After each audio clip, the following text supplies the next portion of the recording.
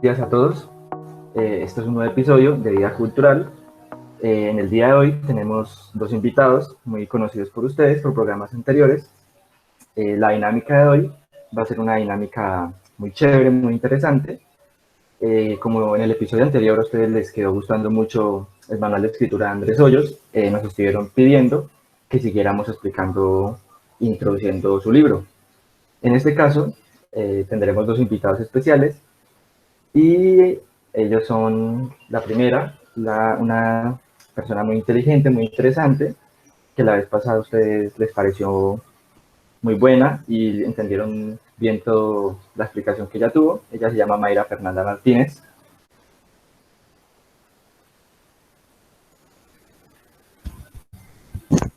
Hola Mayra, ¿cómo vas? Hola Juan Carlos, muy bien, muchas gracias a ustedes, a los televidentes y espero que este nuevo episodio sea muy gratificante para todos. Vale, gracias. Y por otro lado tenemos a Daurin José Álvarez.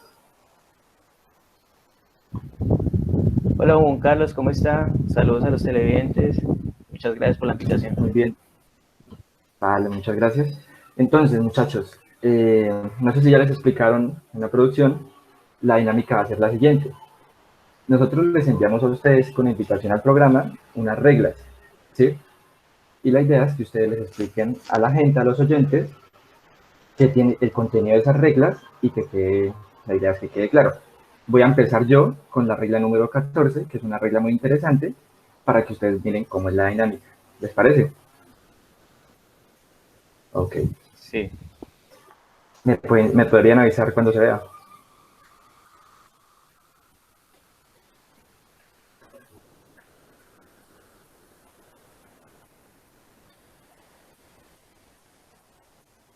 Listo. Listo, Ok. Entonces, este libro de Andrés Hoyos, ya lo introdujimos la vez pasada, es un libro que se llama Manual Escolar de Escritura, y pues la intención de este libro es que la gente aprenda a escribir y más que aprender, a mejorar su escritura. En este caso, eh, como ya les mencioné, yo voy a explicar la regla 14, que se llama: los conectores son necesarios, pero se prestan para confusiones y abuso. Empezar con una breve introducción. Los conectores, dice acá, que son usados para seguir una secuencia en una oración y otorgar coherencia y fluidez a la misma. Ya sabemos que los conectores son estos que están en intermedio entre las oraciones para otorgar esa coherencia que la oración necesita, como pueden ser sin embargo, debido a que, por qué, puesto que, por lo tanto, por ende, etc. Generalmente nosotros usamos los conectores de una manera, ¿sí?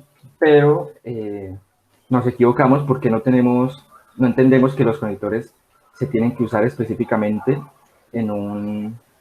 para un significado. Andrés Hoyos nos dice que es fundamental aprender a usar los conectores, ¿sí? Y se tiene que recurrir a ellos para secuencias lógicas.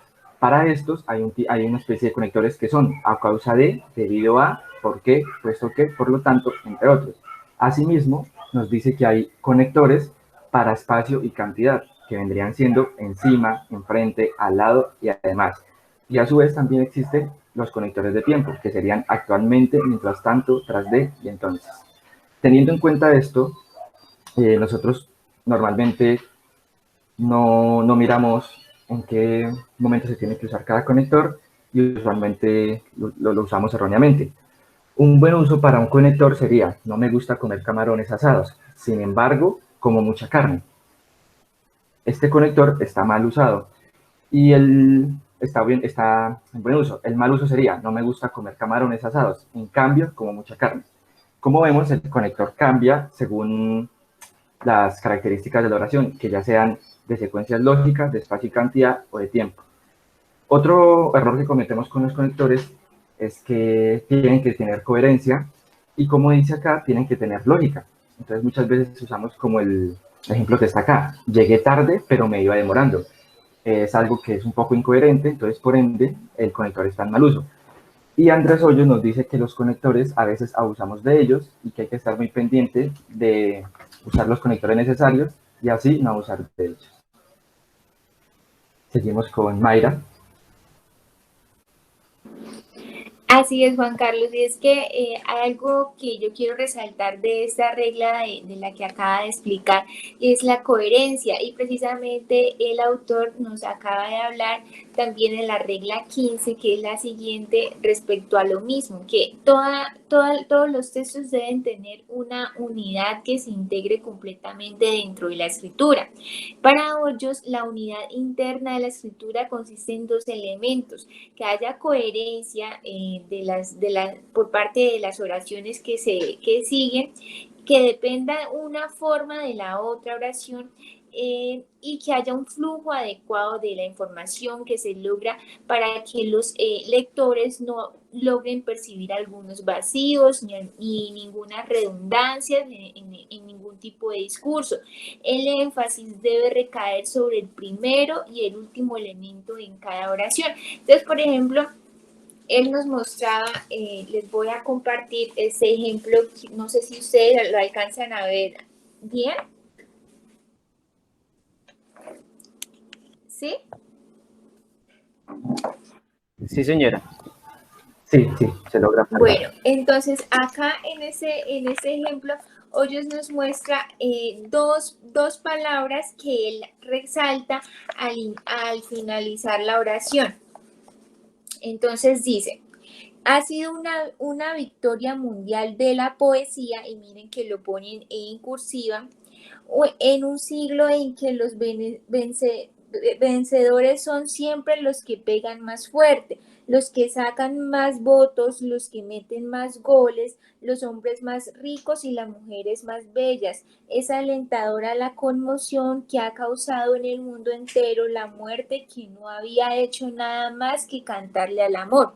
Entonces, en este fragmento, en este párrafo, podemos ver los elementos destacados de una columna del escritor Gabriel García Márquez, donde están correctamente situados el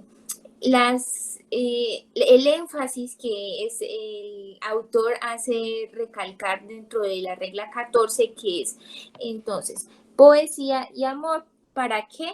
Para que haya una coherencia y para que el lector no se pierda dentro de la oración.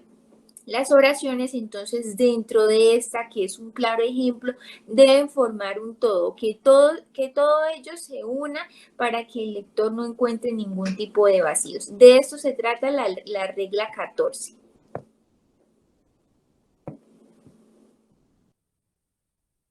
Ok, muy bien, la verdad nos quedó muy claro, y como vemos es muy importante tener todos esos aspectos en cuenta. Antes de continuar con Dowring, yo voy a hacer una regla más porque la observé y me pareció muy interesante. Es algo corta, pero es muy interesante. A continuación la voy a presentar. A ver. ¿Me podrían avisar nuevamente si está viendo?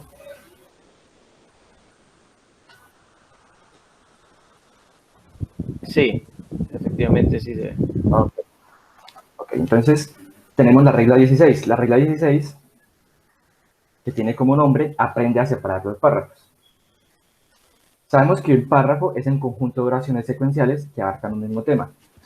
¿Qué nos dice Hoyos sobre esto? Nos dice Hoyos que a veces tenemos textos que por su extensión nos empiezan, o sea, a medida que lo vamos leyendo, nos empiezan a parecer aburridos. ¿Por qué pasa esto? Esto sucede porque no se están separando adecuadamente. Hoyos nos dice que los párrafos se tienen que separar con puntos y tienen que estar separados cuando la oración ya haya concluido su intención para el tema que se esté abarcando. Dice que el párrafo se inscribe en un terreno paradójico, que cuando las oraciones que lo componen son fuertes, un párrafo que esté armado con destreza puede ser aún más fuerte que los componentes del párrafo a nombrar. Entonces, lo que él nos dice es que para tener una fluidez y para entender mejor un tema o hacer entender mejor un escrito, hay que saber el manejo adecuado de los párrafos y saber en qué momento hay que separarlos. Seguimos con Dowring.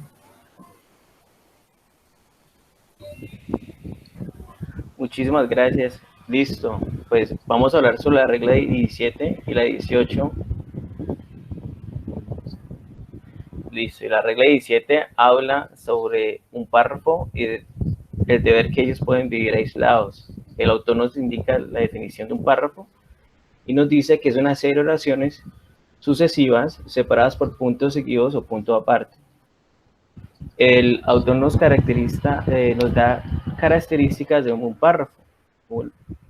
Una de ellas es que el punto de aparte potencia el párrafo, que es algo muy importante, que debe tener su propia fuerza y solidez y que debe desarrollarse una idea a través de todo el párrafo. ¿Sí?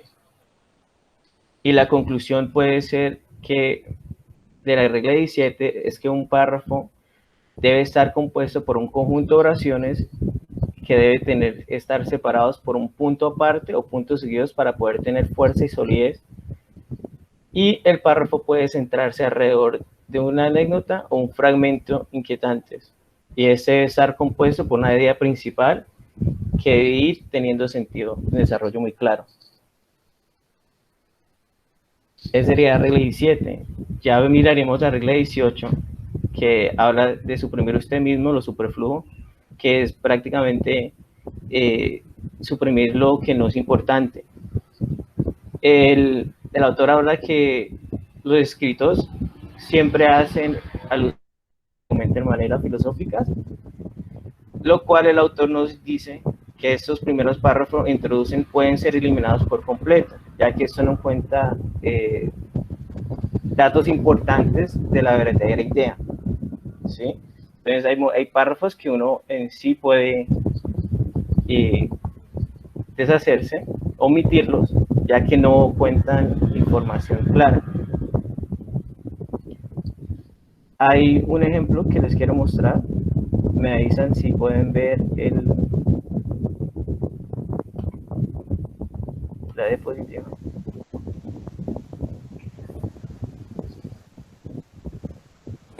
Sí. Sí. Espera, ya se lo muestro mejor por acá.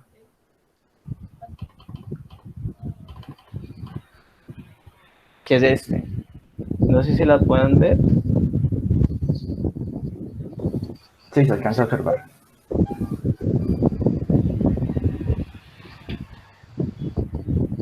Listo, pues esta nos indica que, digamos, este párrafo que podemos ver a la parte derecha de la pantalla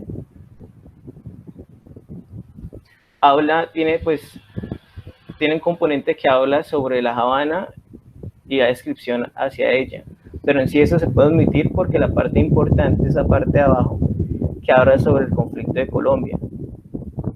Entonces hay otros tipos de párrafos que no se omiten todo, pero se omite la parte que uno sabe que no es revelante hacia el tema principal del párrafo. Y en este es un ejemplo de ellos.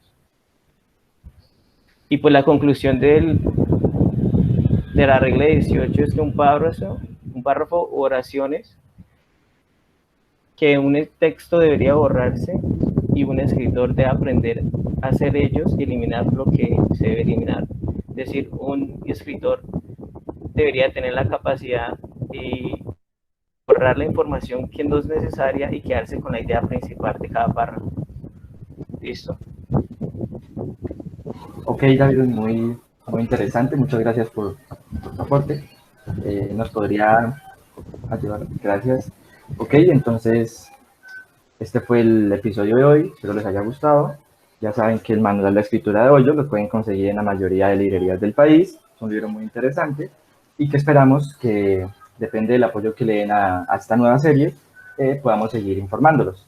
Muchas gracias, Mayra. Gracias, Juan Carlos, a usted por la invitación y a todos los televidentes por estar siempre en sintonía con nosotros. Muchas gracias también, Dauri. Muchas gracias, Juan Carlos, por la invitación. Muchas gracias por los inteligentes por estar presente y fue un placer estar aquí. Ok, entonces así culmina una vez más este episodio de Vida Cultural y esperamos vernos pronto. Hasta luego.